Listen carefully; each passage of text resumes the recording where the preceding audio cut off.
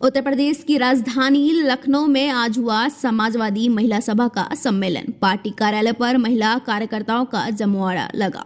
सपा अध्यक्ष अखिलेश यादव और डिंपल यादव भी सम्मेलन में शामिल हुए। अखिलेश यादव ने दावा किया है कि यूपी में 2024 में लोकसभा चुनाव ये महिला सभा ही समाजवादी पार्टी को जिताएंगी।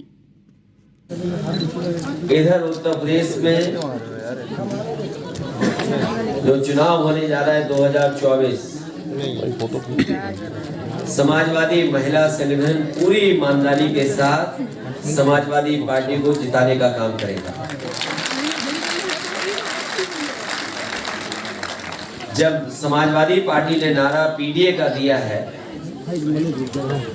तो ये नारा तभी पूरा होता है जब इसमें आदि आबादी की भागीदारी हो। पिछड़े, दलित, अल्पसंख्यक और आदि आबादी की बात समाजवादी लोग हमेशा उठाते रहे हैं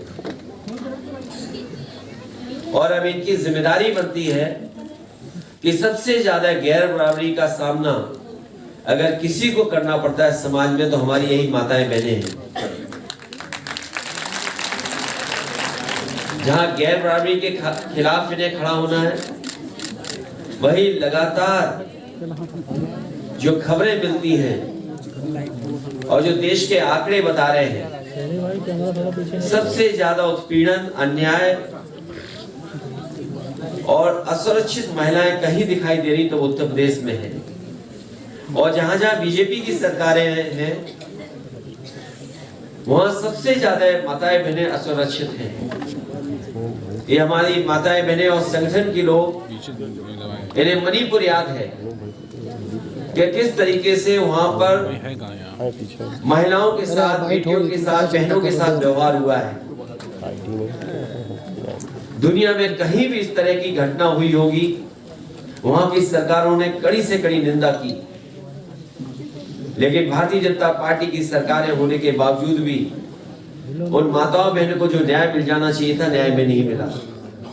इसी उत्तर प्रदेश में हमने और आपने देखा, एक माँ बेटी न्याय के लिए अपनी आवाज उठाती रही और सरकार का बुलडोजर रुका नहीं। उस सरकार के बुलडोजर ने उनके घर में आग लगा दी और उन दोनों की माँ बेटियों की जान चली गई। और हर दिन अखबारों में महिला उत्पीड़न की कहीं न कहीं घटना सुनने को मिलती है। जितना सेंसिटिव सरकार को होना चाहिए था, सरकार सेंसिटिव नहीं दिखाई दे रही है, केवल वो नारों में दिखाई दे रही है।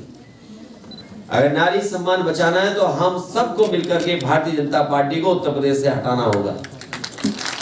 समाजवादियों ने अपनी सरकार में बहुत महत्वपूर्ण फैसले लिए, काम किए, जिसमें 1090 महिलाओं की सुरक्षा को लेकर के न केवल प्रदेशों की सरकारों ने उसकी तारीफ की थी, बल्कि सुप्रीम कोर्ट ने भी कहा कि इस तरह की व्यवस्था सबसे अच्छी व्यवस्था है जो महिलाओं को सुरक्षा दिला सकती है। 102 जो महिलाओं के लिए विशेष गर्भवती माताएं बहनों के लिए योजना थी, उसको भी सरकार ने बंद कर दिया है। लगभग न्यूट्रिशन मिशन चल रहा था जिसमें गर्भवती महिलाओं को, हमारी माताओं को पौष्टिक आहार मिलता था।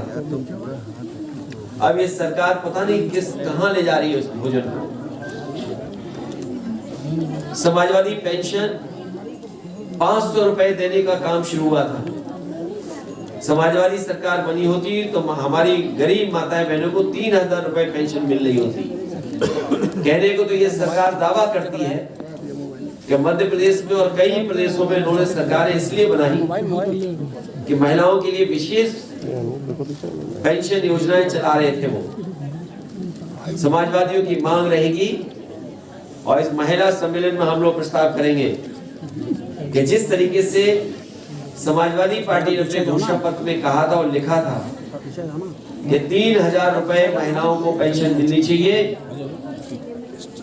आने वाले समय में जब भी समाजवादियों को मौका मिलेगा हम लोग 3000 रुपए महीना पेंशन देने का काम, समाजवादी पेंशन महिलाओं को देने का काम है। रानी लक्ष्मीबाई योजना से तमाम हमारी माताएं बहनें या किसी क्षेत्र में जो अच्छा काम करती थी, जो एग्जाम्पलरी काम होता था, उसमें उन्हें सम्मान देने का काम होता था। ये सरकार ने तमाम महिलाओं की योजनाएं बंद की हैं। आने वाले चुनाव में महिला संगठन पूरी ईमानदारी से जनता के बीच में जाएगा और समाजवादी पार्टी को जीत दिलाने में काम करते रहेंगे।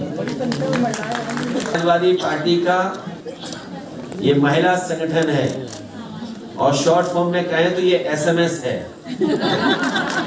जैसे SOS होता है कभी कभी, ये समाजवादी महिला संगठन है।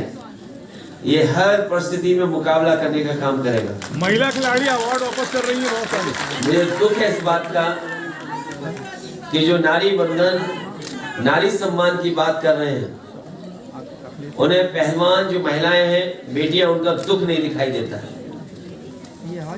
पहले भी हम समाजवादियों ने कहा कि महिला पहलवानों के साथ हैं और महिलाएं के साथ कहीं भी अन्याय होगा, अगर किसी तरह की घटना होगी तो महिलाओं को न्याय दिलाने के लिए समाजवादी पार्टी उनके साथ है।